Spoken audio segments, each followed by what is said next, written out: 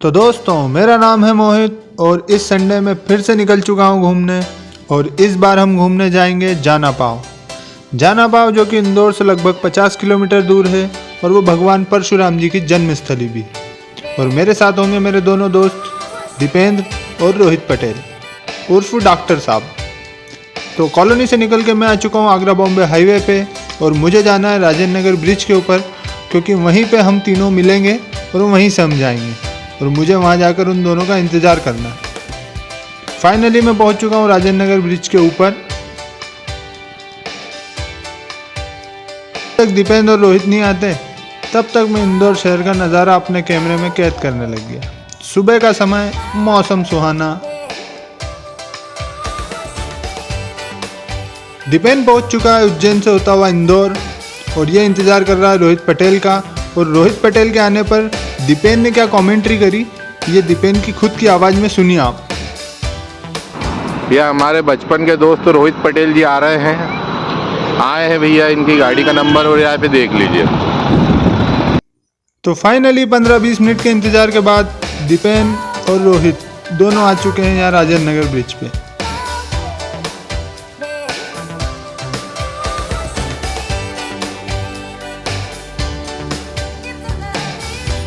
और वहाँ पर देश के गंभीर मुद्दों पर थोड़ी चर्चा करने के बाद और एक फ़ोटो खिंचाने के बाद फाइनली हम लोग चल दिए। दीपेंद्र ने बोला कि गाड़ी हम चलाएंगे, तो मैंने लो तुम चलाओ।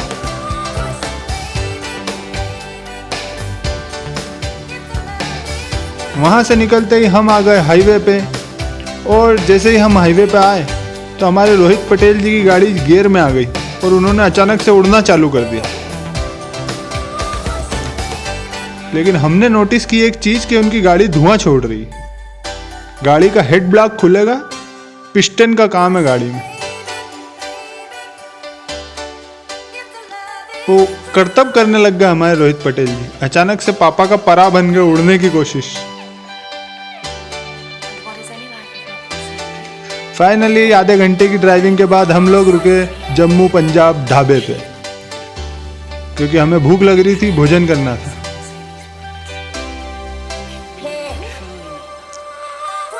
और वहाँ पर आ गए 110 किलोमीटर गाड़ी चलाकर मिस्टर रवि राणा, हमारे बचपन के दोस्त।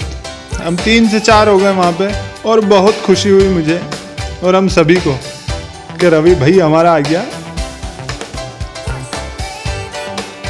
अब माहौल और खुशनुमा हो गया। फिर हम ढाबे में पहुँचे और वहाँ हमने देसी स्टाइल में खाट लगवाई और खाने का इंतज़ाम करवाया। फाइनली वहाँ पर हमने खाना खाया, फ़ोटो खिंचाया और चल दिए वापस हाईवे पे। और जैसे ही हम हाईवे पे निकले थोड़ी दूर चलते ही हमें जाना पाव की पहाड़ियाँ नज़र आने लगी। हमें हमारी मंजिल नज़र आने लगी, जाना पाव 4 किलोमीटर।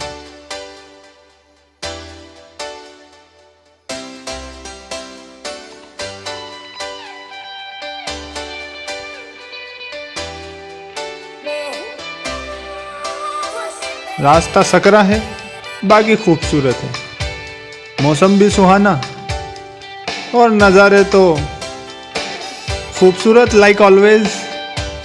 और वैसे भी किसी ने कहा है ना कि खूबसूरती तो देखने वाले की आंखों में होती है, किसी नज़ारे विशेष में थोड़ी।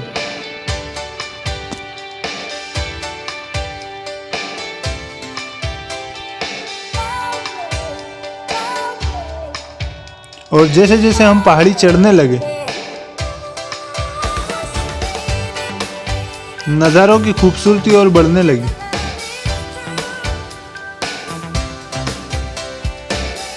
रास्ता वाकई में बेहद सुंदर है और रास्ते में हर मोड़ पर रुककर आप प्राकृतिक सौंदर्य का आनंद ले सकते हैं। हर मोड़ पर आपकी इच्छा होगी कि यहाँ रुकें, थोड़ी देर कुछ पल यहाँ बिताएं।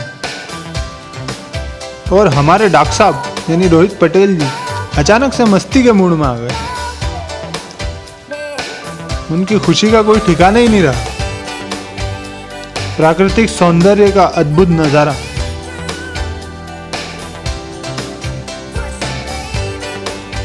जगह वाकई में खूबसूरत है दोस्तों।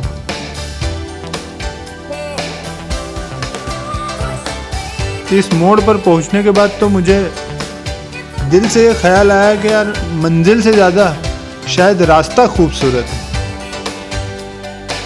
किस तरह से पहाड़ को काट के रास्ता बनाया गया है, बेहद खूबसूरत, बेहद ही सुंदर।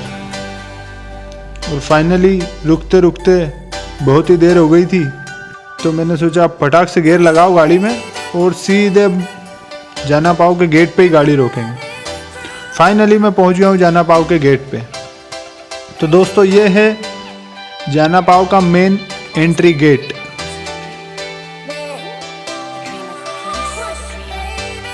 और वो खड़े हमारे दोनों खिलाड़ी। तो ये है जाना पाओ की पार्किंग और वो आ रहा रोहित पार्किंग में गाड़ी टिका कर। तो चलिए चलते हैं मंदिर की ओर। तो शायद ये है आचार्य चाणक्य की मूर्ति और वो भगवान परशुराम जी का स्टैच्यू और वो रहा भगवान परशुराम जी का मंदिर।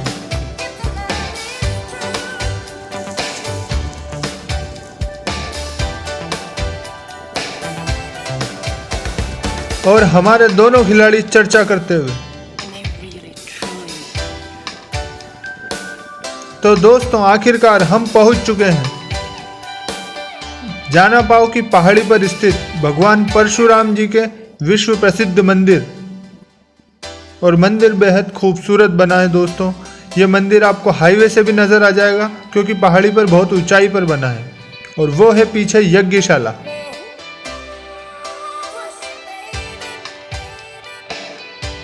संडे होने की वजह से यहाँ पर बहुत भीड़ भी है आज, तो इसलिए हम लोगों ने बाहर से ही भगवान के दर्शन किए।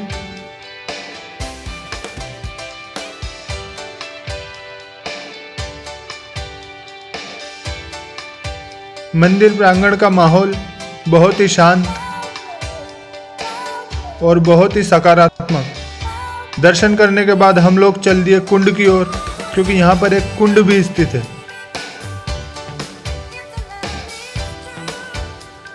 लेकिन उसके पहले रास्ते में ही मिल गए हमें ये बंदर। यहाँ पर बहुत सारे बंदर है। अगर आपको याद हो तो मेरे पिछले व्लॉग में पाताल पानी में वहाँ पर भी हमें बंदर मिले थे, लेकिन वो बंदर कुछ दूसरी ब्रीड के थे और ये देसी बंदर हैं, कल्ले वाले। लोग इन्हें तरह तरह की चीजें खिला रहे थे। मार्था मंकी ईटिंग बनाना।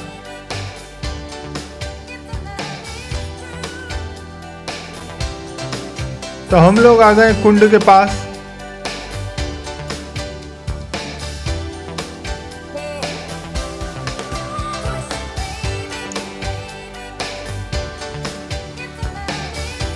ये है तो जाना पाओ की पहाड़ी के ऊपर इतनी ऊंचाई पर स्थित ये जलाशय। और चूंकि सावन का महीना है तो बहुत सारे कांवड़ यात्री भी हैं यहाँ पर।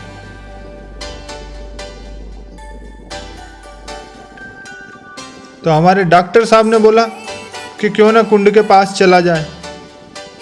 तो मैंने आप कुंड के पास जाओ जब तक मैं प्राकृतिक सौंदर्य का आनंद ले लूं।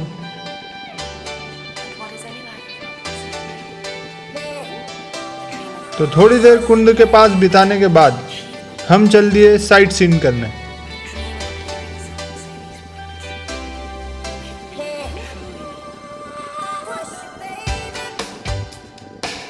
तो प्राकृतिक सौंदर्य की अद्भुत अनुभूति, ये पहाड़,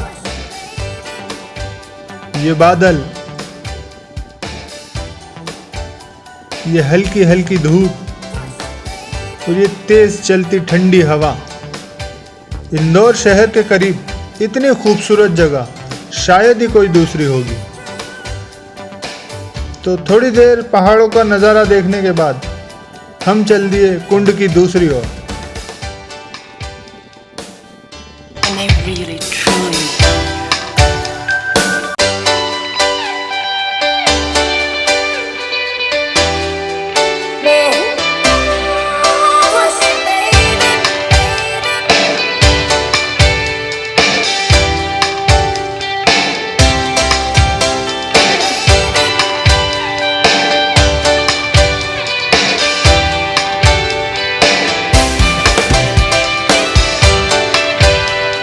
एक अजीब सी शांति का अनुभव होता है।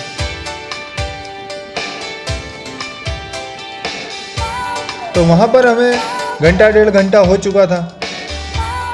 तो मैंने दीपेन से बोला कि चलो घर चलो, टाइम से अपने को घर भी पहुँचना, क्योंकि बारिश का माहौल है, पता नहीं कब बरसात चालू हो जाए। तो हम लोग निकल गए वापस इंदौर के लिए। और रास्ते में लोग प्राकृतिक नज़ारों का आनंद लेते हुए।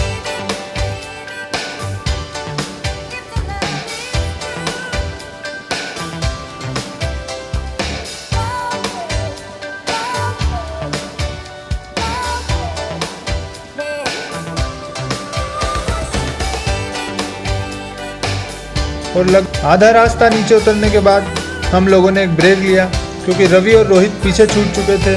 तो हमने यहाँ गाड़ी रोकते हैं, थोड़ी देर प्राकृतिक नज़ारों का आनंद लेते हैं।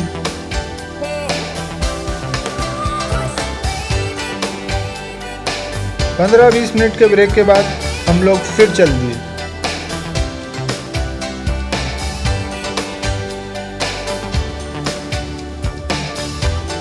तो दोस्तों, जाना पाव बहुत ही सुंदर जगह है।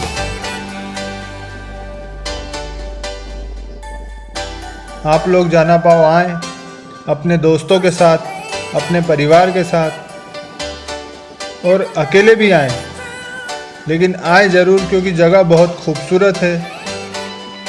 और स्पेशली बरसात के मौसम में आएं या ठंड के मौसम में आएं, तो आपको प्राकृतिक सौंदर्य की और भी अच्छी अनुभूति होगी।